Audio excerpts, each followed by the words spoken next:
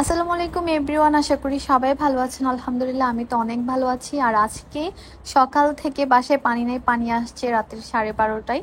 তো পানি আসছে কিন্তু পানি তো আমার ট্যাপ দিয়ে আসতেছে না, কারণ এখানে অনেক বেশি আয়রন আটকাই রয়েছে, যার কারণে কোনোভাবেই পানি আসতেছিল না। আর এদিকে আমার সারাদিন এত হাঁড়ি পাতিল জমছে, সবগুলো ধুইতে হবে। আরো অনেক আছে, নিচের যে বেসিনটা আছে ওইটাতে আমি রাখছি। আমরা সবাই চা অনেক পছন্দ করি, বিশেষ করে সকালবেলা তো সবারই চা খাওয়া লাগে।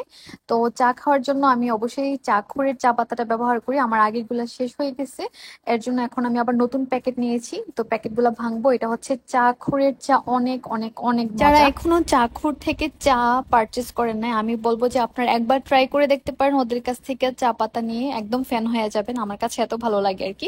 আমি জাস্ট আমার অপিনিয়নটা আপনারা দিলাম, আপনারা ট্রাই করে দেখলেও দেখতে পারেন। আর এদিকে আমি বাজার থেকে আনা ডিমগুলো পানিতে ভিজিয়ে রাখছি, যেন ডিমের গায়ে লেগে থাকা শক্ত ময়লাগুলো তাড়াতাড়ি পরিষ্কার হয়ে যায়। আর আমার হাজবেন্ড বাজার থেকে বাজার করে নিয়ে আসছে, আর এই বছর প্রথম জাম খাবো, এখনো জাম খাওয়া হয় নাই। আর আম, তারপর মিষ্টি কুমড়া, মুরগির মাংস, এগুলাই নিয়ে আসছে, টুকটাক চিড়া।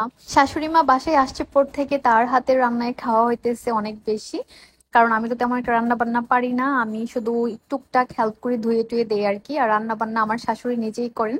তো এদিকে রান্না শেষ করে আমি চুলাটা পরিষ্কার করে নিতেছি। আর আমার কাছে চুলা পরিষ্কার করতে অনেক ভালো লাগে, বিশেষ করে ফেনা ফেনা করে। আর রান্নার সময় ভিডিও করা হয় নাই, কারণ রান্নাটা আমার শাশুড়ি মা করেছে, তার জন্য আমি আর ভিডিও করি নাই। শাশুড়ি হাতের রান্না অনেক মজা, শুধু যে আমি বৌদিকে বলতেছি ঠিক তা না, আমাদের বাড়ির মানে আমার শ্বশুর বাড়ির মানুষ সবাই অনেক পছন্দ করে আমার শাশুড়ি হাতের রান্না। পুরে খাওয়া দাওয়া শেষ করে বিকালের দিকে মানে সন্ধ্যার একটু আগে আমি গেলাম রুটি বানাতে, কারণ আমার শাশুড়ি মা রোজা রাখছে।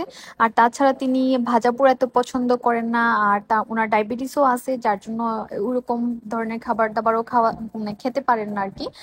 আর খাবার দাবার দিক দিয়ে উনি অনেক বেশি সাদামাটা বলা যায় আর কি, মানে কোনো খাবারে অনেক লক্ষ্মী মাসাল্লাহ। তো এদিকে আমি রুটিগুলা বানিয়ে ছেঁক দিয়ে দিয়েছিলাম, কারণ অনেক লেট হয়ে যেতেছিল। আমি একটু লেট করে ফেলছি রান্না করে আসতে, তো একটু তাড়াহুড়া করতেছিলাম, আর পাশাপাশি হচ্ছে অন্য কাজগুলো করে নিতেছিলাম। এখন থেকে কুরবানি ঈদের আগ পর্যন্ত উনি প্রতিদিনই রোজা রাখবেন। তো আমি ভাবতেছিলাম যে এক একদিন এক একটা কিছু দেওয়া যায় কিনা। পরে আম্মু বলতেছিল যে না, উনি এরকম ঝামেলা দেয় কোনো খাবার দাবার মানে উনি চাচ্ছিল না আর কি যে আমি কষ্ট করে কোনো কিছু বানাই।